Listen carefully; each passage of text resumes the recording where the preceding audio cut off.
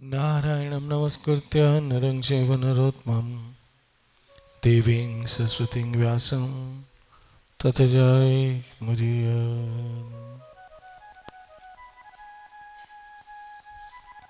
श्रीमद्भागवत की पवित्र और पावन कथा, ये जो आप भागवत सुन रहे हो और भागवत में भगवान श्री कृष्ण के प्रकट होने का जो समय था और उस कथा को कल हमने सुना। याद रखिए, भागवत जिस स्थान पे कृष्ण कथा होती है वह स्थान भी पावन पवित्र हो जाता है। एक दिन भगवान भोलेनाथ और मां पार्वती आकाश मार्ग से जा रहे थे। उन्होंने एक स्थान देखा जहां पर भगवान भोलेनाथ आकर बैठ गए और आनंद से गदगद होने लगे और इतने प्रसन्न, इतने प्रसन्न, इतने प्रसन्न जिसकी कोई हद नहीं, और जैसे नाचने के मुद्रा में आ गए हो। और मां पार्वती ने पूछा कि प्रभु, ऐसा इस स्थान पे क्या है? क्या आप इतने आनंदित हो गए, नाचने की मुद्रा में आ गए? इस स्थान पे ऐसी कौन सी बात है? कहा, पार्वती, आज से 10,000 बरस पहले इस जगह पर भागवत की कृष्ण कथा हुई थी। कितने हजार बरस पहले? 10,000।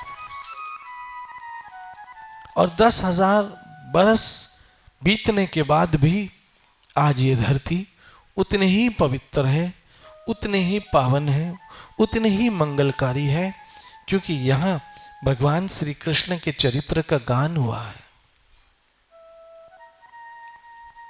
पार्वती जी ने उस स्थान को प्रणाम किया और आकाश मार्ग से फिर चलते चलते चलते फिर एक स्थान आया जहां भगवान भोलेनाथ फिर से उतर गए नंदी से,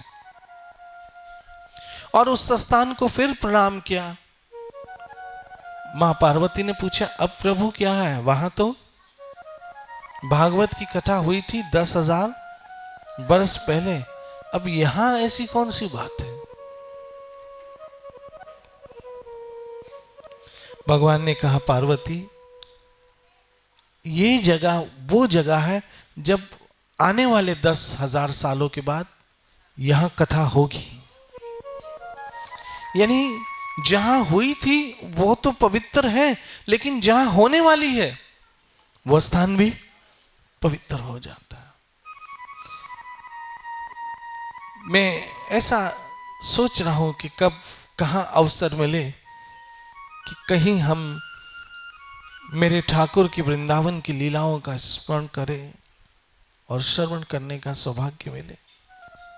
जो लोग अपने पितरों की सत्कृति करना चाहते हैं, जो लोग अपने पितरों का भला करना चाहते हैं, तो उनको पितृपक्ष में भागवत पढ़ना और सुनना चाहिए। आज कौन सा दिन हो चुका है जी? चौथा दिन हो गया है और अब बाकी 3 दिन बचे हैं। कल का निकाल दे तो मात्र 2 दिन है। अब आइए हम अपने मूल कथा की ओर आए कि आकाशवाणी हुई थी क्या? 8वीं संतान मृत्यु होगी कंस की। अब रात्रि हुई, आज्ञा हुई, जैसे कि कल हमने सुना कि भगवान का इस संसार में प्रकट्य हो चुका, और वसुदेव जी को कहा कि हे वसुदेव जी, अब आप मुझे ले जाइए। कहाँ? गोकुल ले जाइए, और गोकुल में जो एक बच्ची, एक कन्या का जन्म हुआ है, उसे आप ले आइए। अब वसुदेव जी ने सोचा कि मेरे हाथ पांव में तो बेड़ियां हैं, मैं आगे कैसे जाऊं। लेकिन जैसे ही वो कृष्ण की ओर बढ़ा, जैसे ही वो कृष्ण की ओर बढ़ते हैं, उनके हाथ पांव की बेड़ियां टूट जाती है। इससे यह सिद्ध होता है पहली बात कि अगर आप अपने बंधनों को तोड़वाना चाहते हो, जो बार बार हमें जन्म और मरण के चक्करों में फेंकते हैं, तो उसके लिए हमें भगवान की ओर बढ़ना पड़ेगा। क्योंकि संसार की ओर बढ़ोगे तो और बंधन में फंसोगे, संसार की ओर बढ़ोगे तो और बंधन में फंसोगे, और जब भगवान की ओर बढ़ोगे, श्री कृष्ण की ओर बढ़ोगे, तो आपके बंधन आहिस्ता आहिस्ता जी टूटेंगे। अब वसुदेव जी ने सर पे भगवान को धारण किया, समझना है, वसुदेव जी ने भगवान को सर पे धारण किया और चले, आज्ञा मानी। देखो, जब हम भगवान की आज्ञा मानते हैं तभी हमारे बंधन टूटते हैं,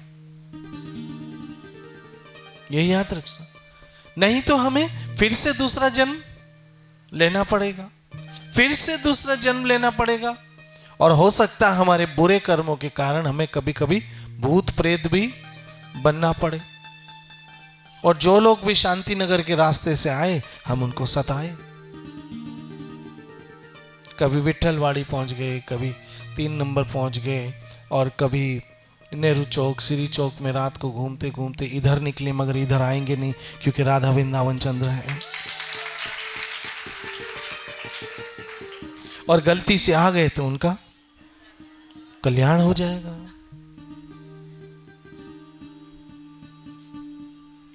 अब वसुदेव जी ने जैसे ही कृष्ण की आज्ञा का पालन किया, उनके बंधन टूटने लगे। सर पे भगवान को धारण किया, देखा कि सारे ही कारागृह के ताले जी खुल गए। आगे देखा तो सारे पहरेदार गहरी नींद में सो रहे हैं। अब वसुदेव जी समझ गए कि ये मेरे ठाकुर की लीला है, उन्हीं की कृपा से ये सारे बंधन टूट रहे हैं। आप आगे चलिए। अब आगे चलते चलते चलते देखा अंधेरी रात हो गई, क्योंकि अब भगवान की लीला होने वाली। मध्यरात्रि से भी समय ज्यादा हो गया, ऊपर से घन गरज आरंभ हो गई और जोरों की बरसात होने लग गई। वसुदेव जी ने सोचा अब तो मैं तूफान में फंस गया, अब क्या हो। उनको अपनी चिंता नहीं थी, लेकिन भगवान श्री कृष्ण की चिंता थी, जो बालक रूप में उनके सर पे विराजमान थे। उस समय भगवान शेष अपना यथारूप लेकर आते हैं और उन पे छतरी की तरह, छाते की तरह अपनी फने फैला देते हैं, ताकि पानी की एक बूंद भी उनको न लगे।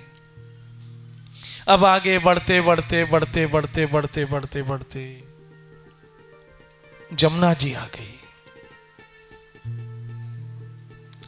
जमुना जी में बरसात बहुत तेज, और वसुदेव जी पहला कदम बढ़ाया जमुना जी में। जैसे जैसे जैसे जैसे जमुना जी में आगे बढ़ रहे हैं ना बहनों मित्रों, वैसे वैसे जमुना जी का पानी बढ़ रहा है। होना तो चाहिए कि जमुना जी का पानी कम हो जाए, घट जाए, लेकिन इस समय बढ़ रहा है पानी। जमुना जी का पानी बढ़ते बढ़ते बढ़ते वसुदेव जी की छाती तक आ गया। समझना, अब इस घटना से आप बहुत कुछ समझ सकते हो। वसुदेव जी की छाती तक यमुना जी का जल आ गया। वसुदेव जी ने सोचा अब तो मैं डूबा, अब मैं डूबा। ये सोच ही रहे थे कि जमुना जी का पल जल वसुदेव जी की मुंह तक आने लगा। वसुदेव जी ने सोचा अब अब डूबा तब डूबा, अब डूबा तब डूबा, कभी भी डूब सकता हूं। जब भगवान श्री कृष्ण ने देखा कि अब वसुदेव जी डूब ही जाएंगे,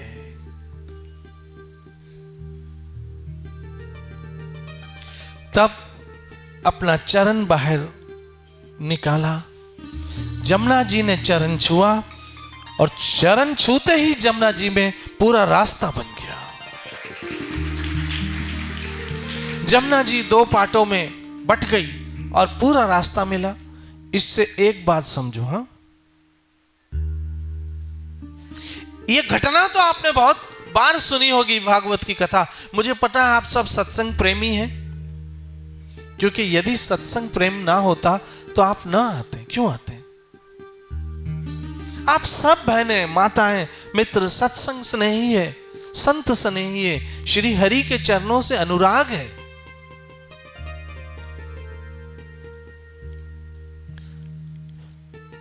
आप की जिंदगी में दुख आएंगे और वो आते ही हैं, दुख आते हैं, लेकिन भगवान को मत छोड़ना। भले चाहे लगे कि अब हम डूब गए, फिर भी भगवान को आप मत छोड़ना। श्री कृष्ण को सर पे थामे रखना, चाहे लगे अब डूबे, अब डूबे, अब डूबे। क्योंकि संसार के जब दुख आते हैं तो हमें लगता अब हम डूब गए, पूरी तरह से बर्बाद हो गए, लेकिन फिर भी कृष्ण को अपने सर पे धारण रखना। उस दुख में भी भगवान के चरणों की कृपा से सुख का रास्ता निकल जाएगा। जैसे वसुदेव जी को लगा अब डूबा, अब डूबा, अब डूबा, अब डूबा, लेकिन उन्होंने श्री कृष्ण को थामे रखा। बहनों, वसुदेव जी ने किसको सर पे रखा था? वसुदेव जी ने किसको सर पे धारण किया था जी? कृष्ण को। और उसके लिए चाहे कितने ही दुख आए, लेकिन भगवान को अपने सर से नहीं नीचे उतारा। हम दुखी पता है क्यों है? हमारे दुख क्यों दूर नहीं होते पता? हमने भगवान को नहीं बल्कि संसार को सर पे चढ़ा दिया। लोग कहते हैं ना, तुमने अपने बच्चों को सर पे चढ़ा दिया, तुमने अपनी पत्नी को सर पे चढ़ा दिया, तुमने इसको सर पे चढ़ा दिया, तुमने उसको सर पे चढ़ा दिया, तुमने इसको सर पे चढ़ा दिया, तुमने इसको सर पे चढ़ा दिया। और जब भी संसार को सर पे चढ़ाएंगे, फलस्वरूप बोलो ना, दुख आएगा। जब भी और जहां भी आपने संसार को सर पे चढ़ाया, क्या आएगा? दुख आएगा। याद रखना, किसी भी व्यक्ति के इतने नजदीक मत चले जाना। समझ लो मैं क्या समझाना चाह रहा हूं। किसी भी व्यक्ति के इतने नजदीक मत चले जाना कि वो फिर आपको मामूली समझने लगेगा। जब हम बहुत नजदीक चले जाते हैं तो वो समझते ये तो ऐसे ही है, चल्लू पल्लू। याद रखना, उदार आत्मा के नजदीक जाएंगे तो आपका कल्याण करेंगे, और दुर्जनों के नजदीक जाएंगे तो आपके सर पे, बोलो ना, चढ़ जाएंगे। और जब भी सर पे चढ़ेंगे, फलस्वरूप आपको क्या मिलेगा जी? दुख मिलेगा। अब दूसरी ओर वहां पहुंचते और रात गहरी हो गई, और उस गहरी रात में जब गोकुल पहुंचते, बहनों एक बात बताऊं, ये गोकुल, मथुरा, वृंदावन, गोवर्धन, बरसाना, नंदगांव, ये ऐसी आध्यात्मिक जगहें हैं जहां मेरे ठाकुर ने स्वयं अपनी लीलाएं की हो। और ये जब हम नाम लेते हैं ना, जिस तरह से आप कभी विदेश चले जाओ, लंदन अमेरिका जाओ और वहां कोई बोले ना उल्लासनगर, आपको बहुत अच्छा लगेगा, आपको बहुत अच्छा लगेगा। फिर आप समझोगे ये भी तो अपना ही है। इसी तरह से जब हम कहीं बाहर जाते हैं और किसी के मुंह से अपनी उस स्थान का नाम सुनते हो तो हम बहुत खुश होते हैं। इसी तरह से जब कृष्ण हमारे मुंह से वृंदावन, गोकुल, मथुरा, नंदगांव, बरसाना सुनते हैं तो वो भी बहुत खुश हो जाते हैं और सोचते ये कोई अपने वाला ही है, ये कोई अपना ही है। अब वहां पर गोकुल में मध्यरात्रि से ज्यादा समय हो गया, सब लोग गहरी नींद सोए थे। वसुदेव जी ने देखा कि यशोदा के यहां एक कन्या का जन्म हुआ और आज्ञा क्या थी, उस कन्या को लेके आओ और मुझे वहां छोड़ दो। वसुदेव जी ने उस आज्ञा का पालन करते हुए भगवान को मां यशोदा के बराबर लेटा दिया और उस कन्या को सर पे लेकर आए। जैसे ही कन्या को सर पे लेकर आए, जेल के दरवाजे खुद ब खुद बंद होने लगे।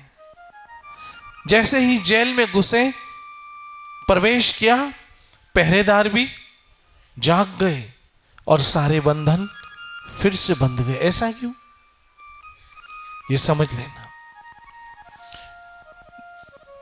पहले जब सर पे भगवान को उठाया तो सारे बंधन टूट गए, अब सर पे माया थी जो फिर से बंधन में आ गए।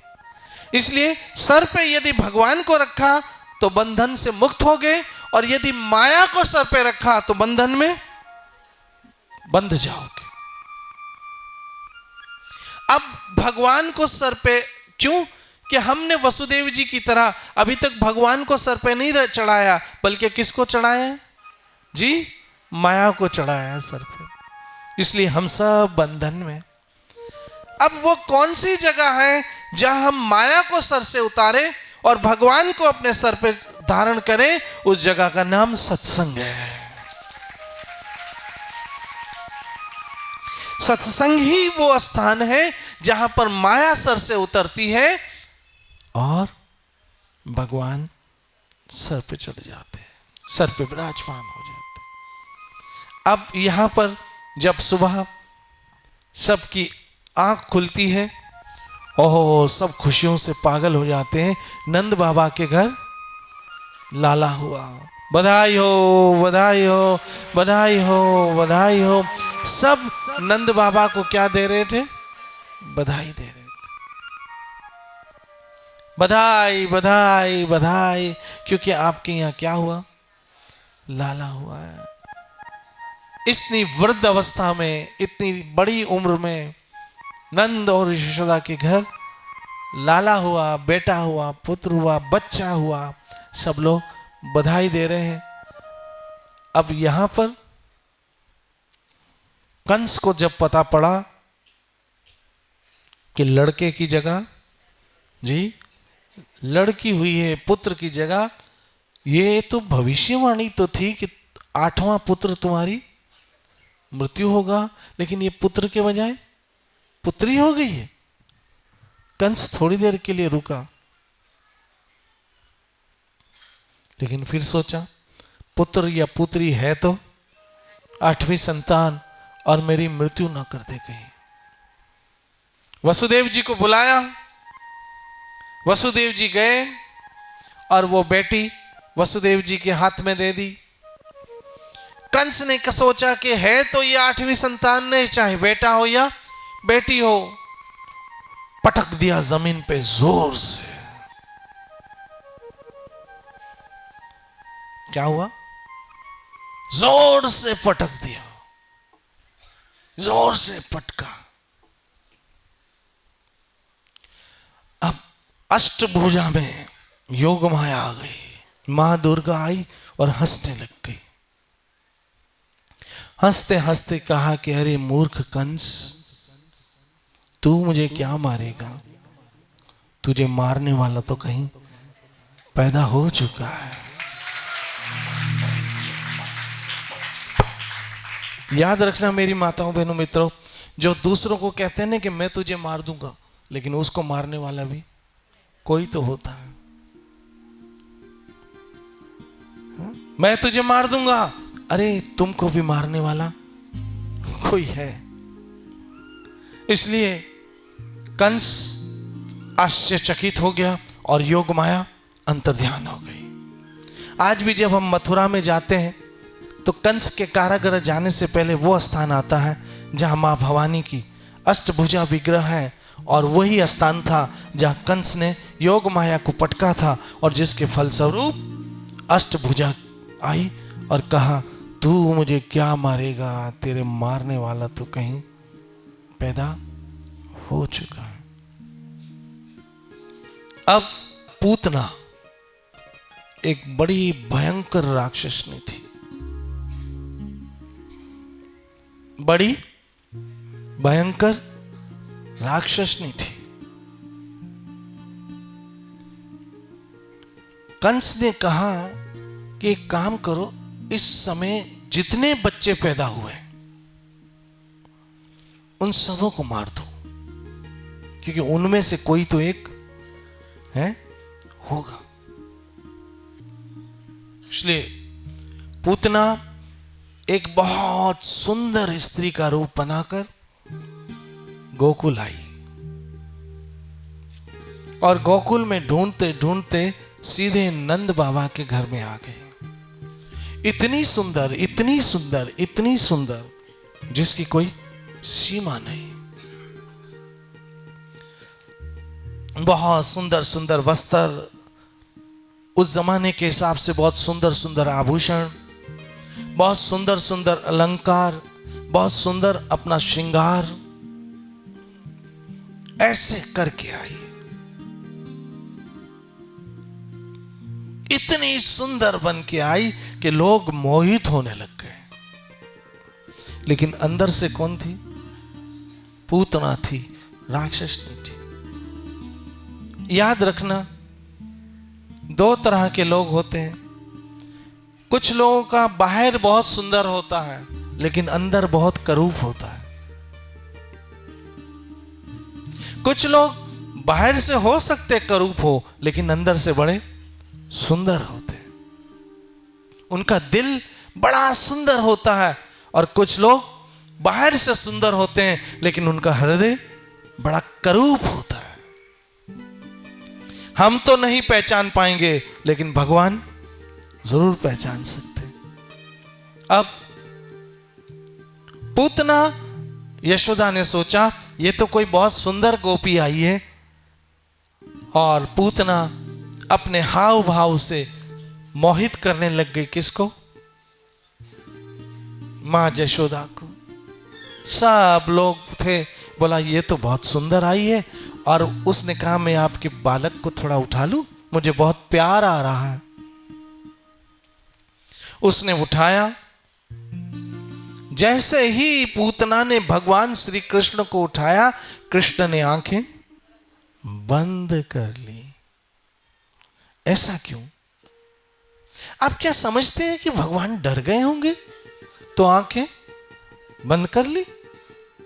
आप क्या समझते हो कि कृष्ण को कोई भय लगा होगा कि उसके कारण आंखें बंद कर ली? नहीं, वो समझ गए थे कि ये बाहर से तो सुंदर है लेकिन अंदर से एक राक्षसनी है, और इस पे मेरी नजर नहीं पड़नी चाहिए, क्योंकि जिस पे मेरी नजर पड़ती है उसका तो बेड़ा पार हो जाता है। इस पे मेरी नजर नहीं पड़नी चाहिए।